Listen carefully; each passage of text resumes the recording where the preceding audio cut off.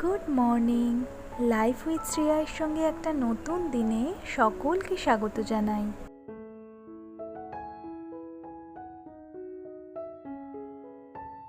এই যে এখন সকালবেলা ঘুম থেকে উঠে এক কাপ লিকার চা বানিয়ে নিলাম চিনি ছাড়া। চলুন এবার চা খেতে খেতে একটু ছাদ থেকে ঘুরে আসি আর আপনাদেরও সঙ্গে করে নিয়ে যাই। এখন কিন্তু সকাল 8টা বাজে, কিন্তু রোদ দেখে বুঝবেনই না যে এখন সকাল 8টা বাজে। এই যে ইউকিও সকাল সকাল উঠে পড়েছে, এখন আমাকে ছাদে আসতে দেখেছে তো এখন আমার সাথে সাথেই ঘুরবে। দেখুন ইউকি বেশ ভোরের দিকেই উঠে পড়ে, ওই টয়লেটে যায়, ওই জন্য কেউ যদি ভোরের দিকে ওঠে সে গিয়ে একটু ছাদের দরজাটা খুলে দেয় আর ও সেই সকাল থেকেই ছাদের সিঁড়ির কাছে বসে থাকে। একবার সিঁড়ি থেকে নামবে, একবার সিঁড়ি থেকে ওঠে, ছাদে ঘুরে বেড়ায়, কিন্তু ঘরে ওর কিছুতেই ঢুকবে না। এই সারা সপ্তাহ ধরে সকাল বিকেল রাত বৃষ্টি হওয়ার পর এতদিন পর আজকে এত রোদ বেরিয়েছে। এই এতদিন ধরে এত জল খাওয়ার পর গাছগুলো মনে হচ্ছে আজকে প্রাণ ফিরে পেল।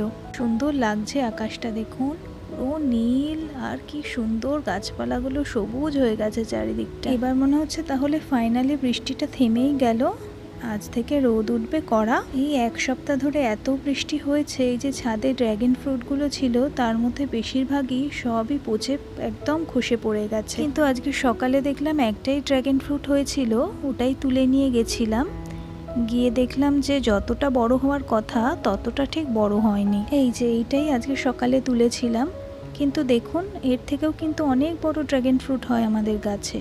এটা দেখুন অতটা কিন্তু বড় হয়নি, কিন্তু যেহেতু একদম পেকে গেছে তাই জন্য তুলে ফেললাম। চলুন কি আর করা যাবে, এটাই খাওয়া যাক আপাতত, গাছের ফল বলে কথা। আজকে সকালে জল খাবারে একটুখানি ম্যাগি বানিয়েছিলাম, একটুখানি বরবটি, একটুখানি পেঁয়াজ কুচিয়ে, একটুখানি ছোট ছোট করে আলু কেটে আমি একটুখানি নিয়েছি আর ভাইকে একটুখানি দিয়েছি। মা বাবা অতটা এসব খায় না, কালকে নায়কা থেকে কিছু জিনিস অর্ডার করেছিলাম, ওগুলোই আজকে সকালে দিয়ে গেছে, তো ভাবলাম আপনাদের সাথে শেয়ার করি। এই দুটো ফেস ওয়াশ নিয়েছি, একটা মায়ের আর একটা ভাইয়ের।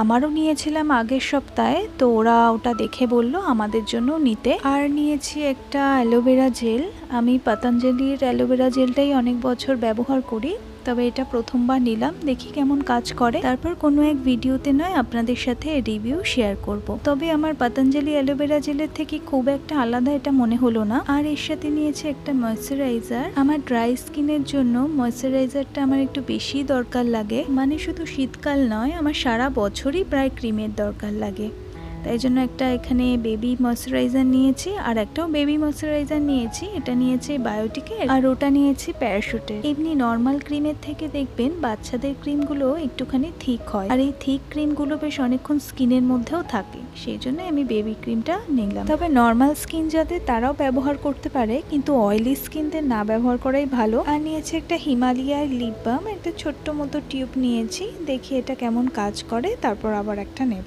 যদিও মার্কেটে এখন অনেক নতুন নতুন ব্র্যান্ড এসেছে, কিন্তু হিমালয়ার প্রোডাক্ট আমার বরাবরই খুবই ভালো লাগে। আর নিয়েছে একটা লিপ লাইনার, অনেকগুলো কালার ছিল তবে বুঝতে পারছিলাম না কোনটা নেব, অনেকক্ষণ ধরে দেখে দেখে এই কালারটা আমি নিয়েছি। রেডের উপরও অনেকগুলো ছিল, তবে আমার এই কালারটা বেশি পছন্দ হয়েছে, তাই জন্য আমি এটাই নিলাম। আর মানাচ্ছেও কিন্তু বেশ ভালোই, আমি একটুখানি ব্যবহার করে দেখলাম, আপনাদেরও দেখাচ্ছি কেমন।